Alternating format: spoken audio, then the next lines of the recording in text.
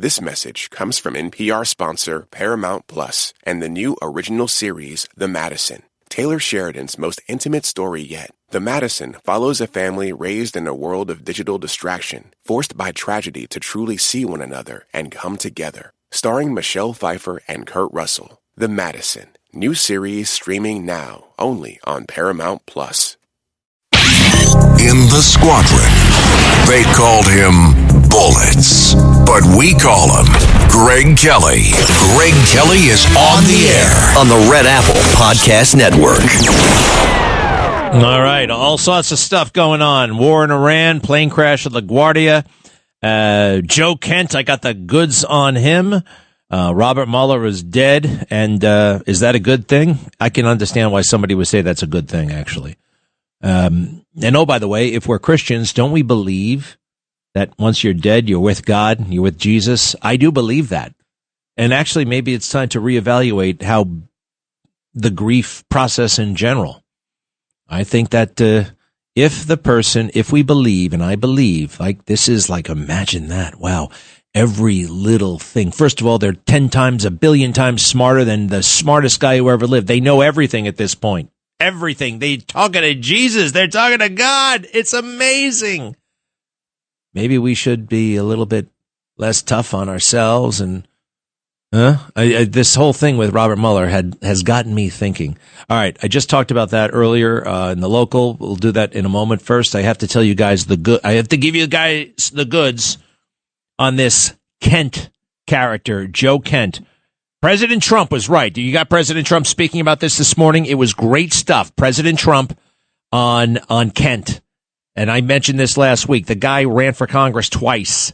He made a Democrat seat he made a Republican seat go Democrat. A Republican seat went Democrat thanks to Joe Kent.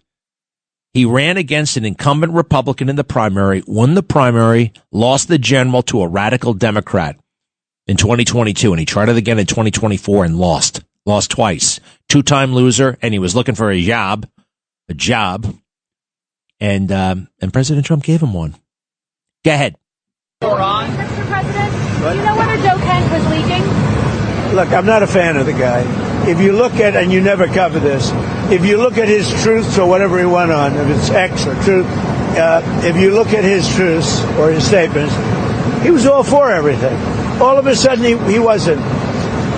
He was a man that I met at Dover. He came and his wife was killed. He remarried fairly quickly. His wife was killed, and I felt badly for him. He ran for Congress, he lost.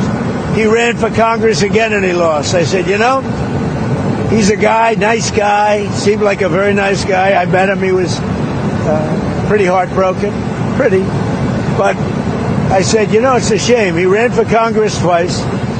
Call him up, give him a job in the White House. Smart.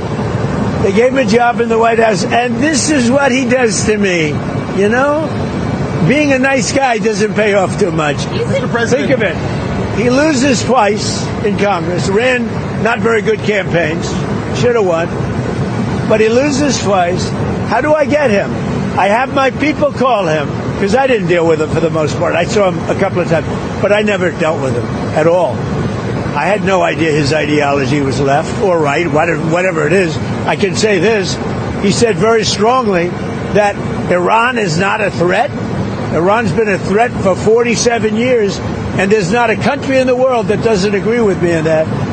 So I take this guy, Joe Kent, who lost twice for Congress, pretty badly and tough, and was devastated, and I know that he lost his wife. So instead of letting him live out his life, I brilliantly have my people call him and offer him a job in security, essentially, in the White House. And what does he do? He goes out and he says that Iran is not a threat to get publicity. Now, he probably signed up with CNN or maybe signed up with your division of Newsmax. I don't know. But yeah, that's right. Newsmax. We're on his list right now. Did you stop it right there? Is there more? Okay, that's it. So he's right about this guy. What a and by the way, so am I. So have I been. When this Joe Kent, who was head of counterterrorism, resigns, I called him a self-serving jerk. This Joe Kent character walks out of counterterrorism after America has had 4 terror attacks in a single month. He has concerns about Iran. Joe Kent was supposed to serve the people. Instead, he pulls the nasty political maneuver. He wants to be somebody in a post-Trump world. Ain't happening. He will lose, just like he lost a very winnable congressional seat. I am so furious with these selfish people out for themselves. And so I posted that as soon as I got the news. I've tweeted a lot. I have been viral. I usually go viral a couple of times, maybe once a month. This is the most viral tweet I have ever put out. The reaction, right? The bad-mouthing. People not liking me. At Greg Kelly USA, if you want to see all the fun. At Greg Kelly USA. How dare you say this about him? He's a war hero. He's a war hero. I'm like, okay, you people, you really buy that? And by the way, it's coming from what they call the woke right. And there is something, the woke right. And what else did I put out here that got everybody very, very, very upset? But I love it. It's the truth. This one. I've been looking at his book, and oh boy, does this guy write things that he wish he hadn't written. So I say on Twitter, at Greg Kelly USA, X, I should say, X on X. So Joe Kent, Mr. No More Foreign Wars, actually loves foreign wars, especially the forever wars. It's in his book, Chapter 1. Hunting humans is a beautiful art. I want everybody, and every day I wish to pull the trigger on ISIS. Believe me, every day he lusts, he dreams about killing ISIS. Now you could say, well, that's good. No, he just came out against all war. He doesn't think that we should be at war with anybody unless, like, they arrive on our beach, right, and start shooting. Now, you could have that opinion, and that's fine, but do you try to trip up Trump like this? Do you do it at a time like this? He wrote that in 2024, and he didn't write anything in his book that came out 2 years ago about the Forever Wars or America First. And those were in the news a lot in 2024. His book is silly and self-promotional. He also doesn't talk about MAGA in his book. And this week he said, vote against anyone who supports our operations in Iran. He is trying to sabotage the midterms. He literally wants Democrats to win. Total scammer, con man, and quitter. And I wasn't done, because he reminds me very much of John Kerry. John Kerry pulled this crap. I will go to Vietnam. I shall serve in the Navy. Navy in Vietnam, you know what I mean? Like, you're going to be on a boat. You're going to be, it's not exactly tip of the spear. It's not. It's fine. But it was all part of his scam. He was there for 6 weeks. I shall serve, and then I will come back and I will condemn the war. Condemn it!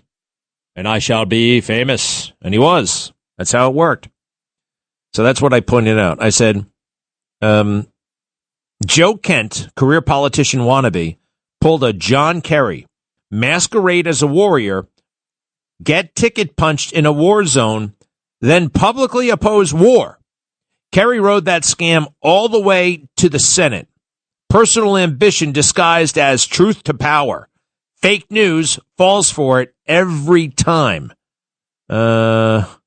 Stay tuned for Joe Kent's third unsuccessful run for Congress. Now, everybody got upset. How can you call him? He masqueraded as a warrior. Well, part of this was my gut, to be honest, right? And part of it, I had been familiar with the book, and then I went a little bit deeper in the book over the weekend. So this big claim to fame, 11 times. I was 11 times deployed. 11 times. He talks about it all the time. 11 times I've been to war. Well, that figure right there is the giveaway. Let me go through this, okay? All the amateurs and roided up podcast bros are actually buying this con man Joe Kent's crap about being deployed 11 times. And they also say to me sometimes, shut up, he's a Green Beret. That may fool and impress you guys, you roided up broadcast bros. But I've been watching for the past 25 years various fighting men and women lying their asses off about the progress being made in Iraq and Afghanistan.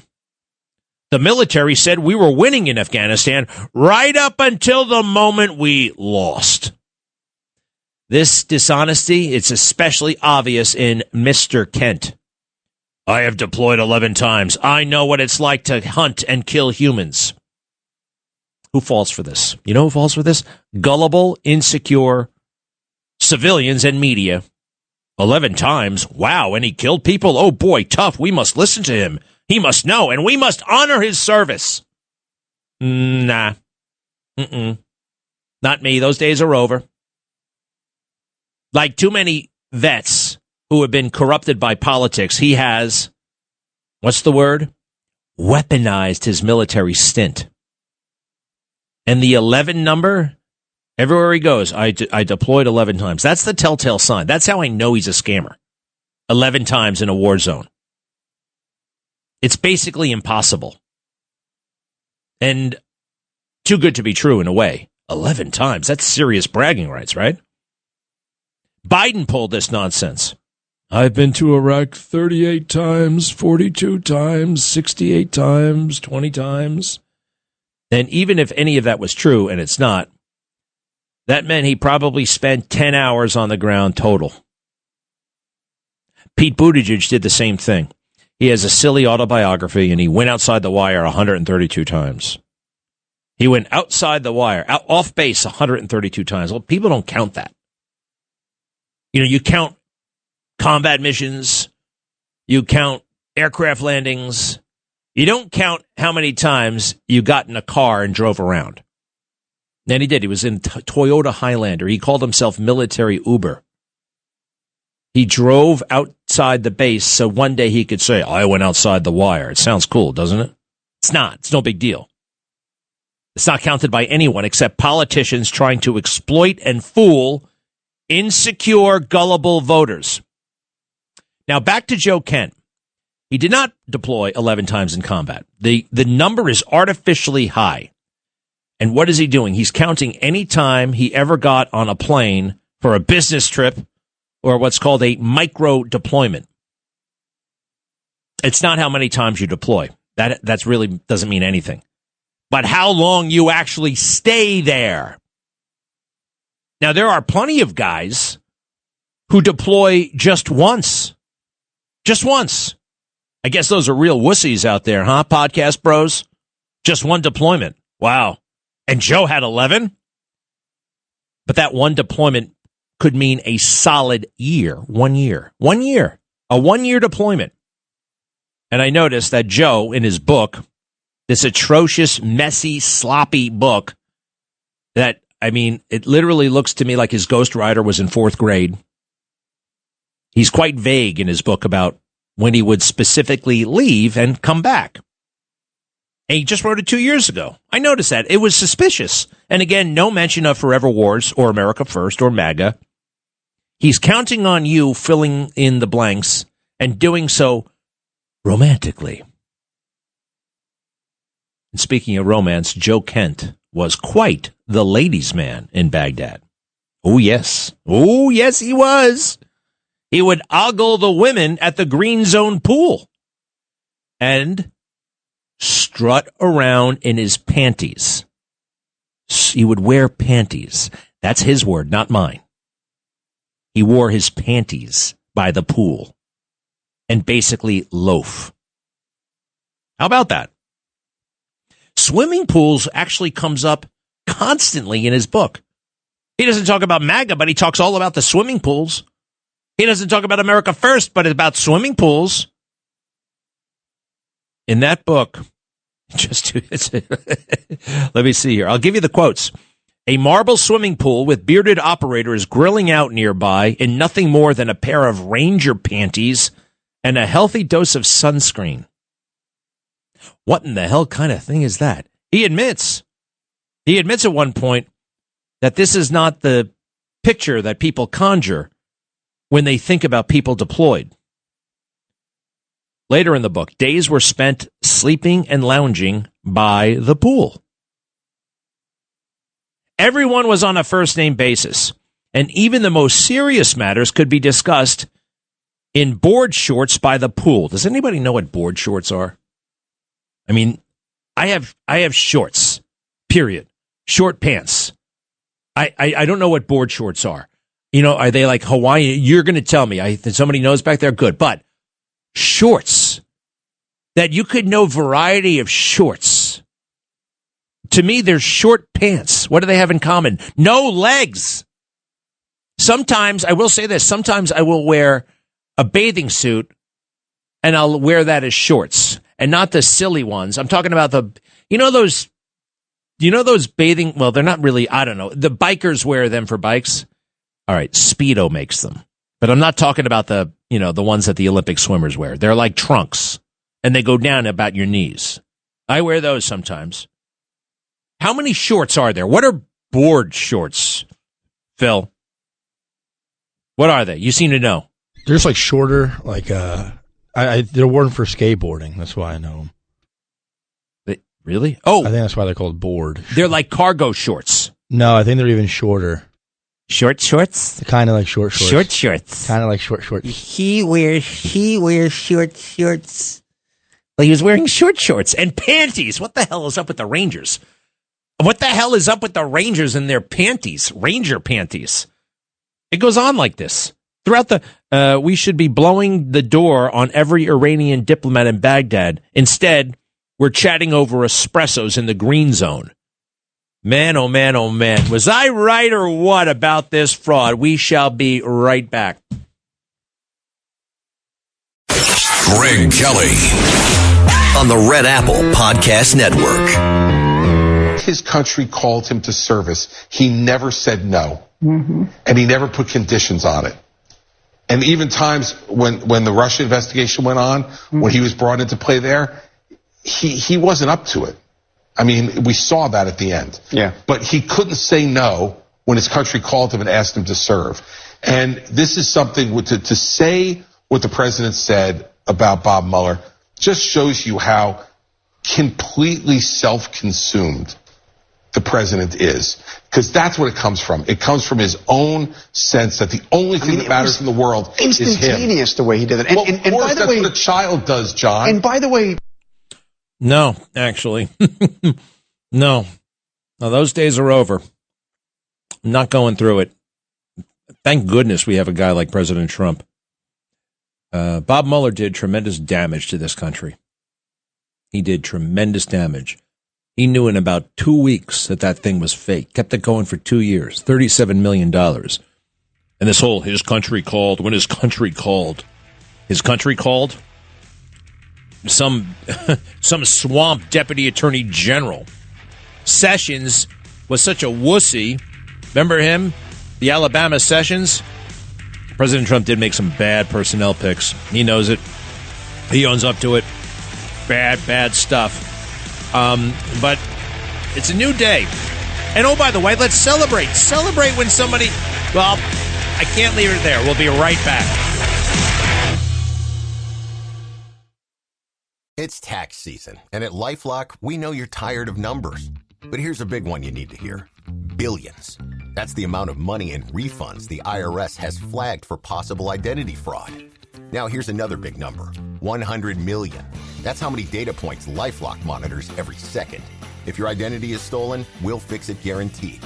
One last big number. Save up to 40% your first year. Visit LifeLock.com/podcast for the threats you can't control. Terms apply. This episode is brought to you by Cologuard. Do you know what's really scary? Not screening for colon cancer when you turn 45. The Cologuard test is non-invasive, requires no special prep or time off work, and ships right to your door. In just 3 simple steps, Cologuard takes the scare out of colon cancer screening. If you're 45 or older and at average risk, ask your healthcare provider about the Cologuard test. Cologuard is available by prescription only. Learn more or request a prescription today at Cologuard.com/screen. Greg Kelly, entertaining and informative on the Red Apple Podcast Network. Yes, we are on the air. Good, it works. Where were we? Yes. If someone dies and you're a Christian, you believe fervently that person is now with God, with Jesus. And yes, there is a sadness, of course, leaving this earthly life forever. I think there should be more joy, certainly among Christians, that this person, if they've accepted Christ, is now in heaven. That's a wonderful thing. That's a wonderful, beautiful thing. Maybe we should lean into that and make honest assessments about how people live their lives on this planet Earth. And he's not wrong. He was a crummy FBI director and really stuck it to Trump. And that's why he's getting praised. Robert Mueller in death, getting praised by the left, by the swamp, by the establishment that he worked for because he tried to screw Trump. I have to go back to the mishap at LaGuardia Airport and a couple of things that I am noticing that I think deserve a bit more attention. I don't know who's at fault here. I know that you can't conclude that anybody's at fault here yet. And people are saying, well, the controller's at fault. The controller is definitely at fault. He said he was sorry. He knows he screwed up. Well, he doesn't know if he screwed up yet or not. Maybe deep down he does. Maybe he did. But I think there's a real possibility he didn't. All right. He apologized. But let's just see. Let's see about this. I'd like to get a little bit more information. Now, a couple of things. Midnight last night, there was an active kinetic environment at LaGuardia Airport, which is a pain in the neck airport, by the way. The runways are rather short. The approaches are awkward, right? It's not like Dallas-Fort Worth, right, where you just get a straight into everything. You got to make these kind of intricate turns. It's a little bit dicey, except if you're doing a straight in for the north-south runway. And maybe that's what this guy was doing, but I don't know. Okay. There was a United Airlines jet that was undergoing a problem. They called it an emergency. There was a bad odor coming from the back of the plane that was making the flight attendants sick, and they didn't have a gate for them, and the plane is sitting there, and they're like, we need to park right away. And they didn't have a gate, and they're like, okay, stand by. And then they start, well, if we don't get a gate soon, we're going to have to just evacuate the passengers. And that's you don't want to do that. You don't want to deploy those emergency slides. You ever see those things? That's what you do. And that can be, 10% of the people at least are going to break their ankles. 10%. In an elderly person, right? Of course, 50%. All of them are going to break their ankles or legs or more. They may want to redesign those slides because the thing at the bottom is not, it's pretty severe. It's a hard landing. But I want to go back to the transmissions last night. So we got the Air Canada jet that ultimately crashes into the fire truck on final. Now, I don't know. Is it on short final? Is it on final? Is it what? What? Is it a half mile out? Is it a mile out? Is it a quarter mile out? I can't tell by looking at this radar. Looks to me like it might be about a half mile out. All right. And then there's a fire truck associated with the United Airlines mishap or the United Airlines situation. No matter what, suspicious odor, they deploy the fire truck. Just in case. I know that was happening all the time in my hometown, Garden City. Half of the calls to the fire department were about a suspicious odor. Of course, a suspicious odor can be a fire, but a suspicious odor could just be something that stinks. All right, so let's go to the transmission here. And no one else has noticed this. I hope you will. I hope I can call your attention to it sufficiently. Air traffic control, cut 16. This is the guy who's operating tower. It looks like he's on ground and tower. He's operating both, which they can do, but that's a handful. Cut 16, please. Cut 16. Stand by, United. Who's the vehicle needed across the runway? Emergency vehicles calling on ground, or are you calling on tower? Truck 1 and Company, LaGuardia Tower. Truck 1 and Company. Truck 1 and Company, LaGuardia Tower, requesting to cross 4 at Delta. Truck 1 and Company, cross 4 at Delta. Truck 1 and Company, crossing 4 at Delta. Frontier 4195 to stop there, please. Stop. Truck 1, stop. Yeah, 2384 is cleared in lane 8 for 41. 2384, proceed to ramp. Proceed in. Sorry, Truck 1. Stop, Truck 1. Stop. Stop, Truck 1. Stop. 4195. The collision has happened. At that point, the collision has happened. Do we have the other part where he said he messed up? I think it's going to happen in a little bit. We have the longer part. Let it keep going. Nope. All right. Let me see if I got another portion here. This is later where he admits he missed up. Cut 17. Frontier 4195, I got the word that we're going to be closed for a little while. If you aren't prepared to return to the ramp, let me know. Yeah, we got stuff in progress for that, man. That wasn't good to watch. Yeah, I know I was here. I tried to reach out to my stuff, and we were dealing with an emergency earlier, and I messed up. No, man, you did the best you could. Truck 1 and company. I have a feeling that was a pilot who said you did the best you could. I think he was more right than wrong.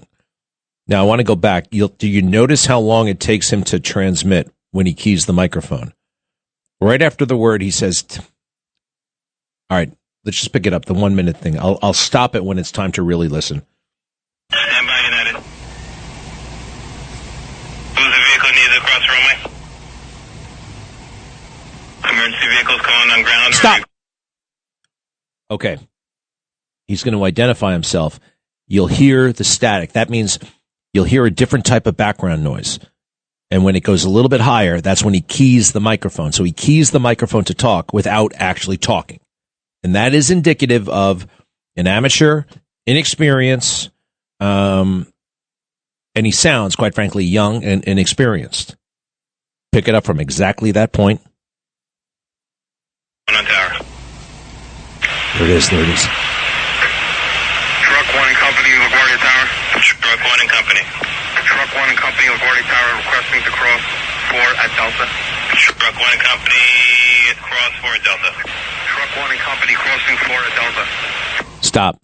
You see how, that's technically, it's all good.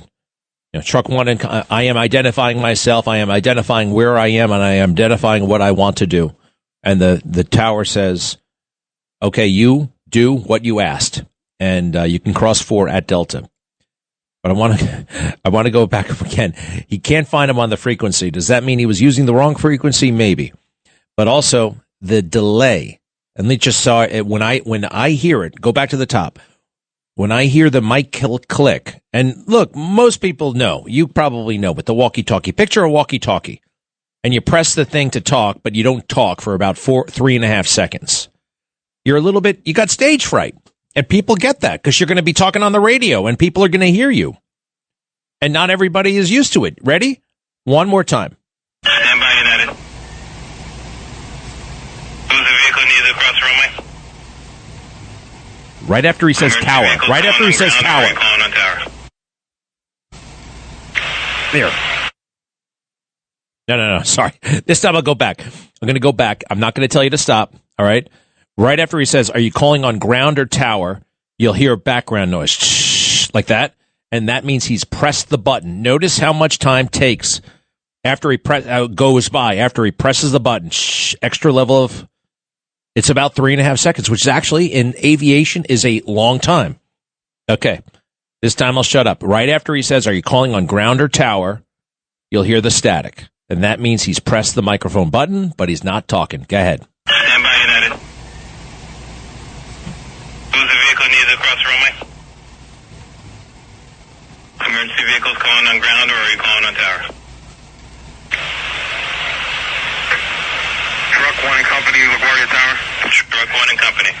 Truck 1 and company, LaGuardia Tower, requesting to cross 4 at Delta. Truck 1 and company, cross 4 at Delta. Truck 1 and company, crossing 4 at Delta. Stop. It was just under 4 seconds. All right. And he says, once he finds out, okay, are you on tower? Are you on ground or tower? And then he presses the mic and almost 4 seconds goes by before he starts talking into the activated microphone. He's inexperienced and he's young. Okay. Now, what does that mean? Possibly nothing. Sometimes when you're inexperienced and young, you follow the rules a bit more closely than when you're old salty, right? All right. Pick it up.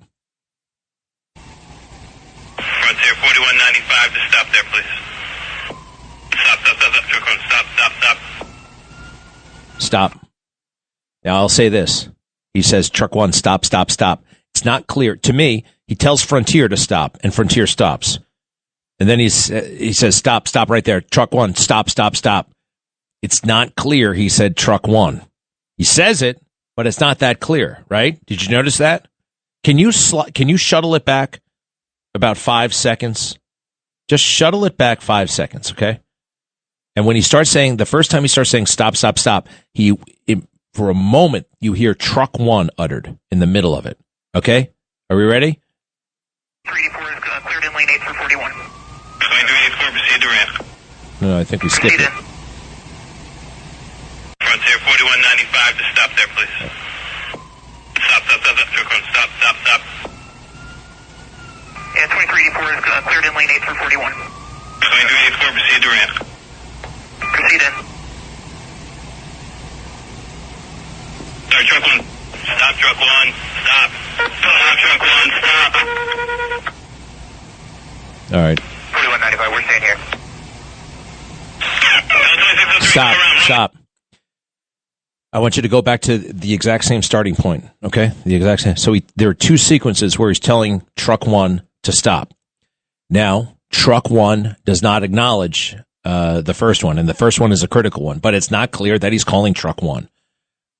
Carlos, you still don't hear it, all right? I hear him say truck one. Now, I want you to listen carefully.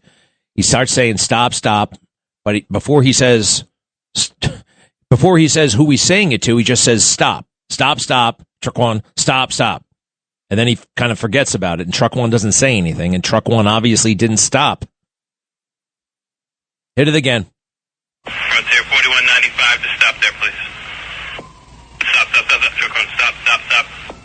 Stop. Did you hear truck one there? Carlos, did you hear it? You still don't hear it? He says it very faintly in the middle of his stop, truck one, stop. I mean, that's what I hear. Do you not hear it? It wasn't like a full truck. It was like he almost said truck. All right, go back one more time. Please. Frontier 4195 to stop there, please. Stop, truck one, stop. Stop. Truck one. It's very, very minimal. It's not sufficient, but he's got a lot of other things going on. And I don't know if truck one is going fast, going slow. At the point of impact, it looked like it was going rapidly. Now, let's see how many seconds it is from right there to when he starts saying stop again, okay? Because this is not the only time. All right, 3, 2, 1, go. Stop. Yeah, 2384 is cleared in lane 8 for 41. 2384, proceed to ramp. Proceed in. Sorry, truck one. Stop, truck one. Stop. Stop, truck one. Stop. It looked to me like it was about 13 seconds. That's a long time. But it's also not a long time. What do we make of this thing? I just know this. The guy is not necessarily guilty of anything. Then again, maybe he blew it. You got to wait. You also have to feel a little bit of compassion for anybody who, right? He didn't mean for that to happen. Nobody meant for it to happen. But there are people potentially walking around with a hell of a lot of guilt, perhaps, responsibility. And that's a tough thing to live with. Of course, there are people with injuries, and there are some dead people who are not going to see their families ever again, vice versa. Experts say this flu season is the worst we've seen in years. Either way, you know how this goes. Every year, someone in my family gets sick. Then everyone gets sick, and suddenly you're fighting to see a doctor or stuck waiting in an urgent care. But not this year. I am ready. I ordered a medical emergency kit. It's been a lifesaver. My kit is stocked with essential prescription medications, antibiotics like a generic Z-Pak to help you recover faster, amoxicillin for pneumonia, strep throat, ear infections, prescriptions for nausea, UTIs, and even ivermectin is in there as a medication. It is simple. Match your symptoms in the guidebook or call the telemedicine doctor standing by. Start treatment early. Feel better faster. No waiting rooms, no pharmacy lines. I love my medical emergency kit. You should get one too. I just got you $45 off when you use my code Greg, G-R-E-G.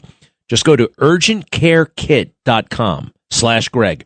urgentcarekit.com/Greg, and that promo code is Greg. Greg Kelly, entertaining and informative on the Red Apple Podcast Network. Hey, here's something. Where did this come out? Today, not too long ago, on President Trump's Truth Social, questions grow as Lieutenant Michael Byrd, who shot Ashley Babbitt on January 6, operates a taxpayer-funded home daycare as $190 million in federal child care funds flowed to Maryland. Yeah, I did hear about this, and now they're doing a follow-up. You know, you guys remember that? President Trump just put it out. Yeah, this was in January, and Michael Byrd, I shot her because she was a threat. You know, had a real Bubba Gump thing going, that guy. In one of his auto pen's last acts before Joe Biden left office was to pardon Captain Michael Byrd, the D.C. officer who shot and killed January 6 protester Ashley Babbitt in cold blood during the protests on Capitol Hill on January 6, 2021. This guy, I can't believe he's still working for the federal government, though. He hasn't been fired yet. That is crazy. I shot her because she was a threat. Well, by that logic, I guess you should have been shooting everybody, right? Like, just being there. She had no weapon. He admitted that he did not see a weapon. I guess you should have just been shooting up the whole damn place.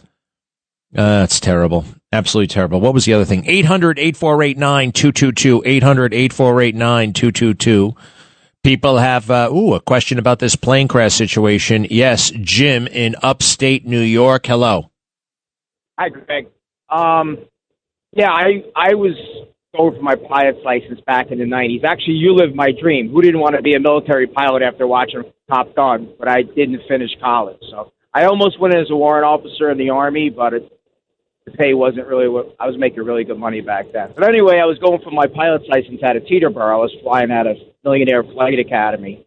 And my instructor, me and him, I used to race motocross. He raced motocross. So we really bonded. So we got along really good. And they get paid per flight hour to build their flight time to get their commercial ticket. Uh-huh. So I was flying a Piper War. All right, all right, you're flying, and what's the bottom line?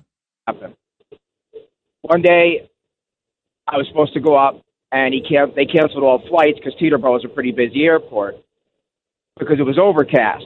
So he's like, hey, man, if it clears up, do you want to go up later? I'm like, yeah, sure. You know, I'm not thinking we're going to go up. You know, it was really cloudy. So he calls me where I was at, and he says, hey, man, it cleared up. You want to go up? I said, yeah, sure. So we went up. We're flying over the Hudson, up there for about an hour or so. Anyway, we're coming into land, and Teterboro is like an X pattern. And they called us, you know, we were cleared for final. So we're coming to land in on final, and all of a sudden the air traffic controller goes, 8351 Whiskey, come. That was the call sign. Continue on upwind, whoever it was. Continue. And his eyeballs got big, and it pulled up on the controls, and we went up, and a Learjet came in hot on the bisecting runway.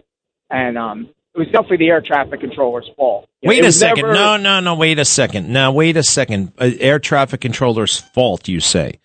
I mean, look, it's daytime, and he waved you off, right? You were told to not land, correct? You were told to land. Yeah, I know, but then you were told not to land. Last minute. And when last minute, you know, these things happen. These things happen. You know what I mean? Revisions are made, instructions. Nothing is final. Even when you're on final, even when you're cleared to land, that clearance can be revoked. You know what? I'm landing on a ship, you know, and all of a sudden the lights come on. They got special lights, wave off. You know, I mean, the situation changes.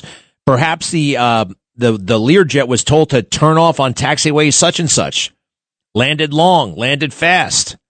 I wouldn't say it's the air traffic controller's fault. And by the way, it was probably the tower that cleared you, right? There is a difference in a way. You got air traffic. Well, there's tower, there's approach, there's all kinds of different things. I just don't say automatically anybody made a mistake. Does that make sense? Yes. There's a part I'm embarrassed of as a 61-year-old man. I was in my 20s back then. When he told me we weren't going to go up, I went to a strip bar and started drinking. So he called me. I'm in there for about an hour. So I'm in there drinking. It was actually satin down at the Bada Bing, right? Yeah, well, good thing you didn't, geez.